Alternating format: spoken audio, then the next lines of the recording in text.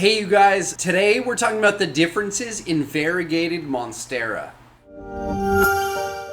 When people say Albo, they're talking about a Monstera borsigiana Albo. Borsigiana is the species that has this smaller leaf form than a deliciosa, that huge leaf format of Monstera, the genus.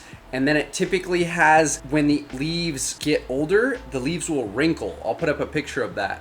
But that takes a long time to figure that out. So typically the smaller leaf plants with less fenestration, those are the holes through the leaf. These smaller leaf plants are called borsigiana. And they tend to have that white coloring all across the leaf. And you can either have this sort of marbling style variegation like this, which is really what I prefer. You can have sectoral, which are more chunk based spots of variegation. This is pretty classical sectoral, complete half moon, and doesn't really blend over the lines. Fetches probably the highest dollar, but even though I prefer the marbling. Then kind of a sport Monstera Albo. This is called going sport when the leaf is going kind of back to green and you got to cut this back. So those are really the three different types of Albo Monstera that you can have. And on Albo Monstera, this variegation, this albinism in the leaf is going to be a white. It's going to come across in person and I hope through the camera as a white variegation. This is Thai Constellation Monstera, Monstera deliciosa. So it can have those really large leaves. This plant has been absolutely massive before. I actually just cut off a big chunk of it that has humongous leaves, and that is the deliciosa species that can generate those much larger leaves. And technically, again, eventually this stem here should have a bit of a wiggle in it so that you can tell it's a deliciosa, but again, that will happen once the leaf is very mature. And on this deliciosa Thai Constellation, you're gonna have that flecking in the leaf, and then these really cool big chunks, these patches of like a yellow cream. It's definitely far more yellow than the Albo Monstera, which is really white in color. But the Thai Constellation can get much, much larger in size and in stature, and we'll get those inner fenestrations through the leaves, those holes.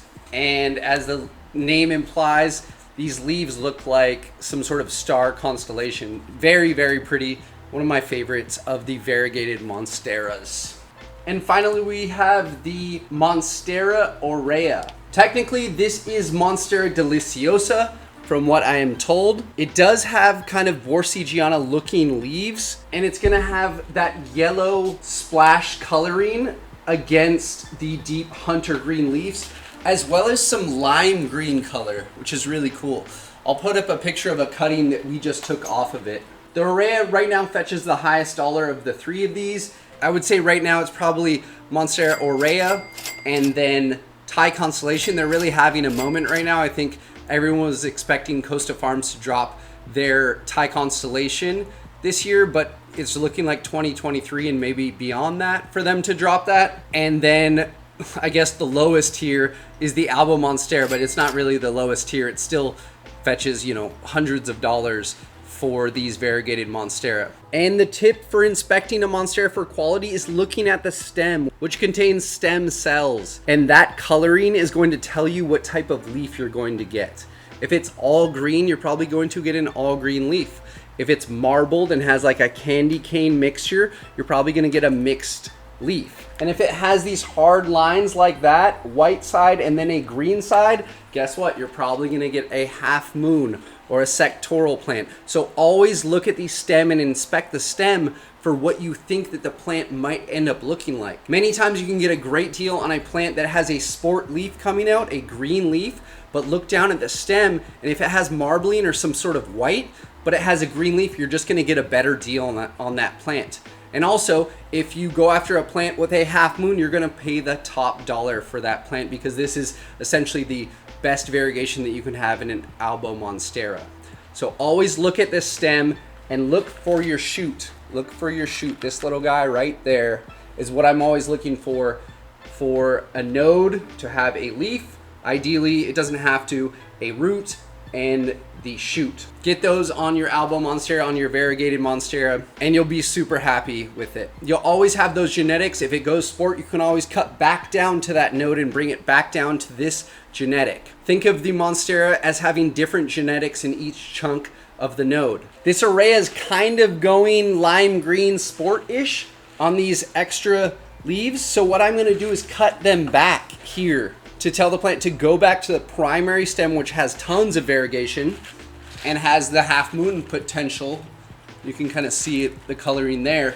Go back to there and create shoots from that point, which will have more variegation and give me more coloring in my leaves. The care on these plants is mostly the same. Tons and tons of light. Expect the white parts of the leaf tissue to brown off. I've cut this off in a way because it doesn't have any chlorophyll on it. Those white parts don't have an ability to absorb light, so they're going to brown off. But give them tons of light. They can also take a ton of food. This goes for all the Monstera deliciosas, borsigianas. You can just pump them full of nutrients, pump them full of light, lots of air, and they'll grow crazy fast. I have heard, we talked about it down in the comments a couple weeks ago, about the Thai and other different Monsteras being more prone to root rot, and I can't say that's a valid statement because I haven't had that experience. I know that it's a thick rooted plant, the deliciosa is, so you don't want to rot off that big thick root by overwatering it. And that, I assume, a thicker root would be able to withstand a longer duration in drought. So just keep that in mind when you're taking care of these plants. Don't overwater them. They don't like wet feet. They'd rather kind of dry out in between. Not fully dry out, but mostly dry out. And I haven't actually had much issues with pests on the Monstera. I think one time I had thrips, but outside of that, it's a very healthy, robust, vigorous plant. It's one of my favorite plants there is. Actually, the Albo Monstera I'm very partial to right now. I just don't think it gets much prettier than this coloring. And this marbling style is definitely my favorite. Technically, there is a mint Monstera, but I do not have one. And I'm not sure if it's just an Albo that has a lot of minty coloring through it. So I'm not going to talk about that one, but I just wanted to say technically, yes, there is a mint Monstera. I hope you guys enjoyed today's video about variegated Monstera or Monstera Variegata. If you learned something new, please click thumbs up down below. And if you want to come back every Saturday for a new video about Monsteras, leca, rare plants, aeroids, please click subscribe down below, and we'll see you next Saturday. Have a good day.